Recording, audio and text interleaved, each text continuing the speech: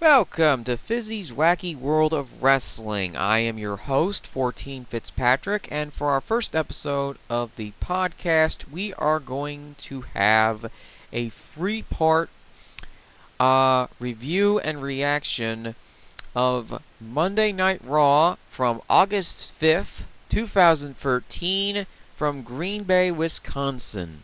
This is hour one.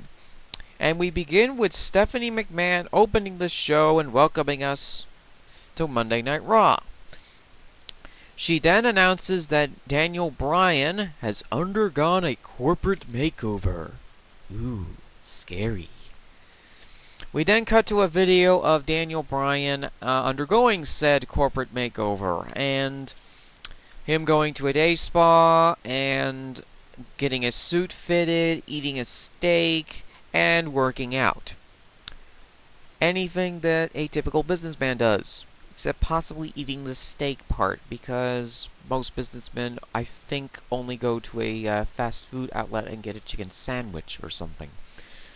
Or one of those quickie marts and grabs a, pack of donuts or something. Anyway, Daniel Bryan then comes out in a suit and a tie, and he hasn't strangled anybody with the tie yet.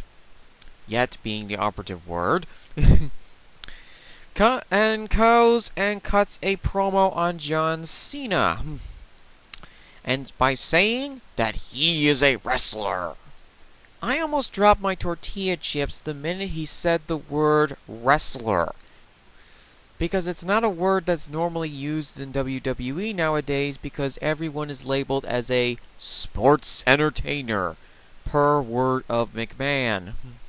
And speaking of our satanic overlord, he shows up and decides to cut a promo on Daniel Bryan, complaining about the shoes, the tie, and the ponytail in the back of his hair.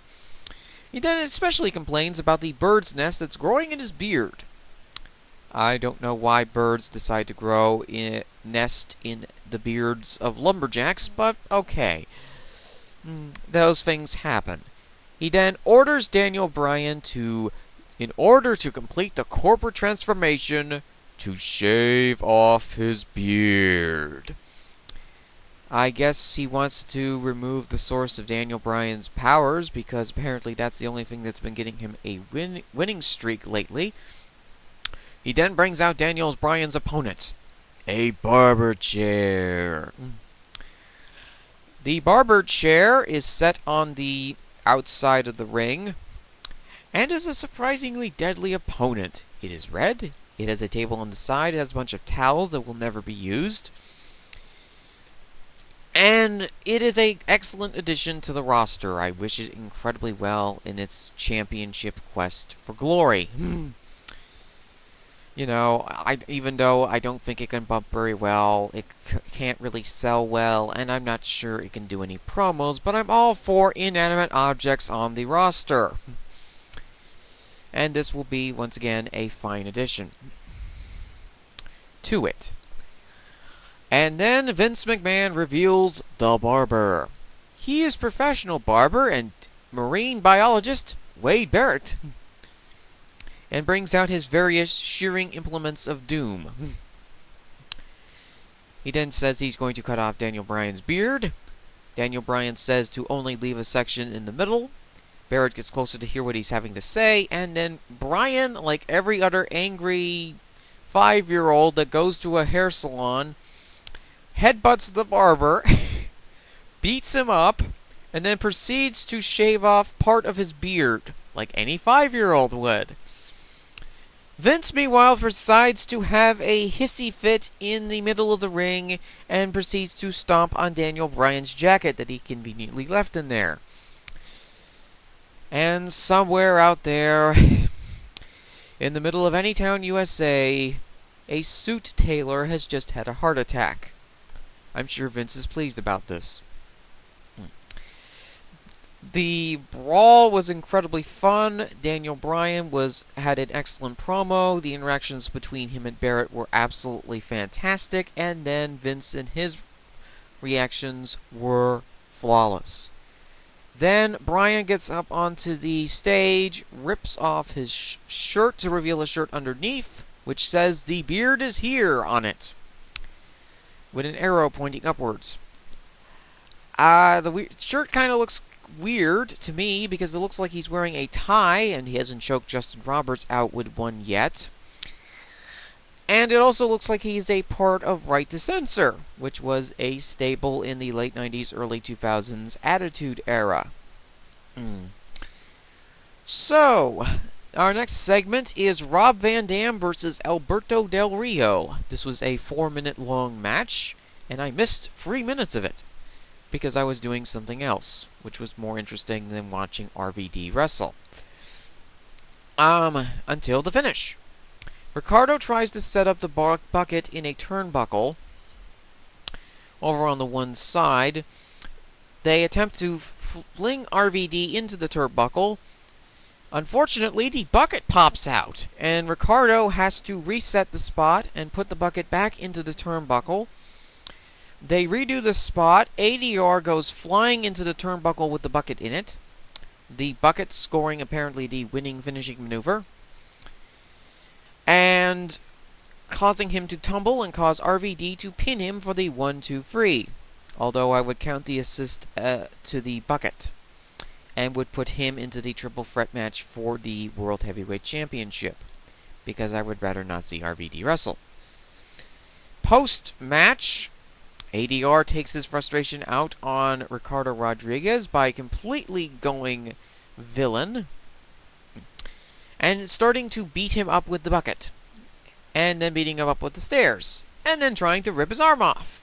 All in a day's work for our Mexican aristocrat. I think he's going to go kick some sandcastles now.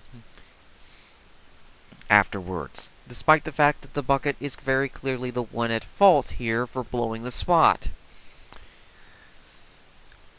All in all, it was a solid match for the 1 minute that I saw it in. It was good. So the next segment was another interview segment between Cody Rhodes and Damien Sandow.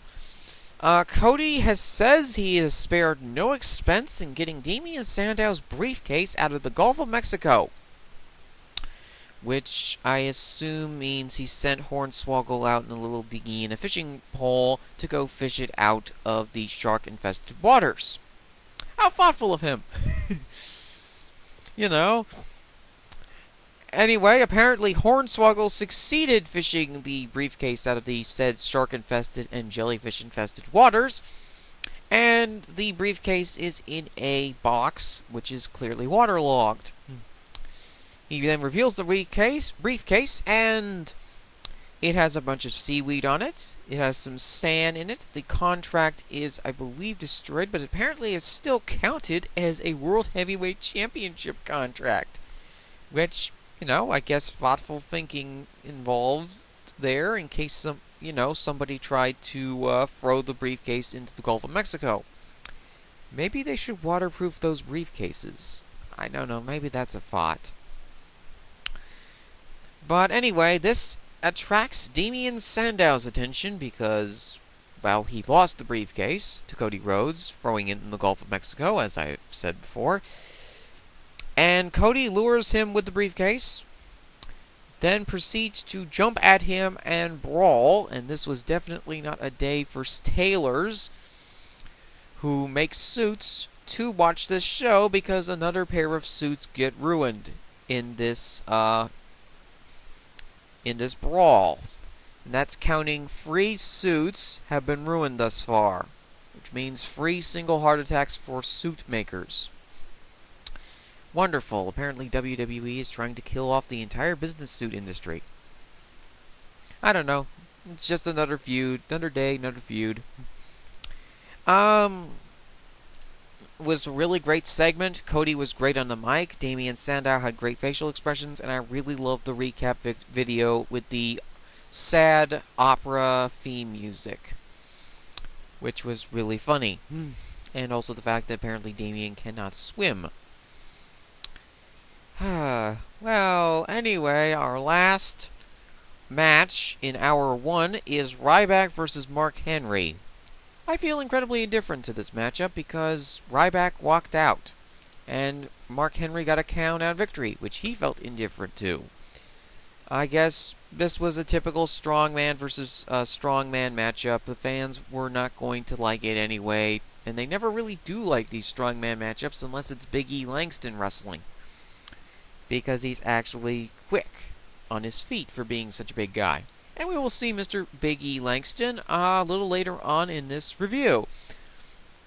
But for now, we are going to go into hour 2, and I'll be right back.